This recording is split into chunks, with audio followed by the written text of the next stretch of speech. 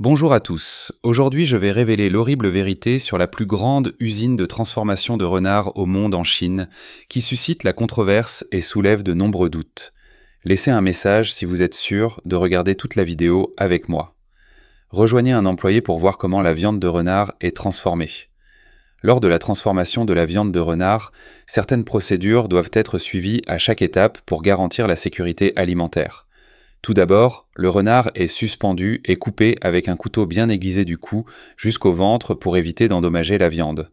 La peau du renard est ensuite soigneusement décollée de ses pattes pour éviter de la déchirer. Une fois la fourrure retirée, la chair rose du corps du renard devient progressivement visible. Le personnel retire ensuite la couche externe de graisse restante jusqu'à ce que la portion de viande souhaitée soit atteinte.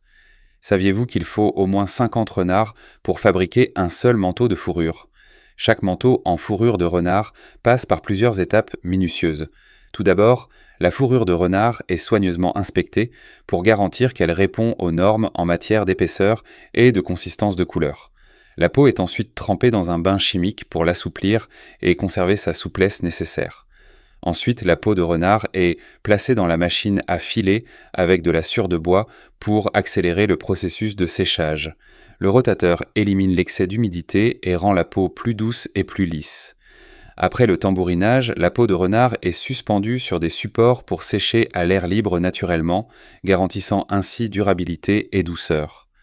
Enfin, la peau de renard séchée est soigneusement transformée en tissu de fourrure de haute qualité. Ces morceaux de tissu sont ensuite envoyés dans un atelier où ils sont transformés en manteaux de fourrure de renard élégants, chauds et luxueux. Laissez-en un si vous appréciez les produits en fourrure de renard. C'est un acte de courage que d'ouvrir les portes des fermes qui fournissent de la fourrure et de la viande de renard pour la transformation.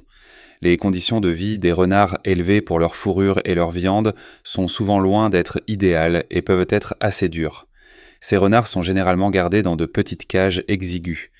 L'espace limité de la cage restreint leur liberté de mouvement. Le manque d'environnement naturel contribue également à une détérioration de leur bien-être mental et physique, car la lumière naturelle joue un rôle crucial dans la régulation du rythme biologique et de la santé globale des animaux. La pratique consistant à piéger les renards pour leur fourrure et leur viande a eu de nombreuses conséquences négatives sur ces animaux. Les renards confinés dans des cages exiguës avec un espace insuffisant pour se déplacer montrent souvent des signes de stress psychologique. Par conséquent, l'utilisation des renards dans la transformation a été de plus en plus restreinte afin de préserver leur population naturelle. Il n'est pas surprenant que les renards soient des animaux fascinants qui jouent un rôle important dans l'écosystème et dans la culture humaine. Bien que les industries de la fourrure et de la viande aient reçu une attention considérable, de nombreux autres aspects des renards méritent d'être étudiés, depuis leurs caractéristiques biologiques jusqu'à leurs valeurs culturelles. Il est important de noter que les renards jouent un rôle important dans la chaîne alimentaire et contribuent au maintien de l'équilibre écologique. Leur rôle de prédateur naturel leur permet de contribuer à la gestion des populations de rongeurs, limitant ainsi à la fois la surpopulation et la transmission de maladies. Il est possible que certains écosystèmes soient déséquilibrés sans les renards, ce qui entraînerait une augmentation des dommages causés aux cultures et à la végétation naturelle par des populations de rongeurs non réglementés. Le déclin des populations de renards causé par la surexploitation et la destruction de l'habitat montre déjà les premiers signes d'impact écologique néfaste dans certains endroits.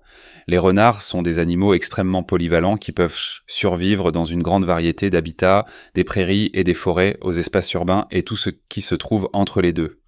Grâce à leur intelligence et à leur ingéniosité, ils sont capables de vivre même dans des environnements contrôlés par les humains. Les renards peuvent sauter haut dans les airs et bondir sur leur proie. C'est l'une des techniques de chasse les plus étonnantes documentées chez les renards. Cette capacité est liée à la connaissance qu'ont les renards de leur capacité à détecter le champ magnétique terrestre. Les renards ne sont pas seulement des chasseurs habiles, mais sont également connus pour leur façon sophistiquée de communiquer entre eux. Ils utilisent diverses méthodes pour communiquer avec d'autres renards, notamment les vocalisations, le langage corporel et le marquage olfactif. Certaines espèces de renards, comme le renard roux, sont capables de produire une variété de sons vocaux, tels que des cris étranges, des aboiements et des gémissements. Ces sons sont utilisés par ces renards pour communiquer des menaces potentielles, établir des territoires ou attirer des partenaires potentiels. Il est possible de trouver des renards sur différents continents, et il existe différentes espèces qui se sont adaptées à différents environnements. Le renard roux, également connu sous le nom de Vulpes vulpes, est l'espèce que l'on trouve dans le plus d'endroits, notamment en Amérique du Nord, en Europe et en Asie. Il est connu pour son intelligence et sa capacité d'adaptation, et s'est bien adapté aux environnements urbains. La fourrure épaisse du renard arctique, Alopex lagopus, change de couleur selon la saison. Pour se camoufler dans la neige, il est blanc en hiver et gris brunâtre en été. Le renard arctique est bien adapté pour survivre dans des environnements extrêmement froids. Le renard du désert, également appelé Vulpes zerda, est la plus petite espèce de renard et est originaire du Sahara. Grâce à ses grandes oreilles, il est capable de détecter les proies enfouies en dessous. Ses oreilles aident également à dissiper la chaleur et à améliorer l'audition. De plus, l'industrie de la fourrure a des effets particulièrement destructeurs sur les populations de renards sauvages. Le déclin de la population de renards est dû à la chasse excessive et au piégeage de leur fourrure, en particulier dans les zones où les renards sont agressivement persécutés. Bien que l'élevage de renards soit de plus en plus répandu, il soulève encore des questions éthiques liées aux conditions dans lesquelles ces animaux sont gardés dans leur foyer. En conséquence, de nombreux pays ont mis en œuvre des initiatives de conservation et des lois plus strictes pour protéger les populations de renards de la surexploitation de leurs ressources.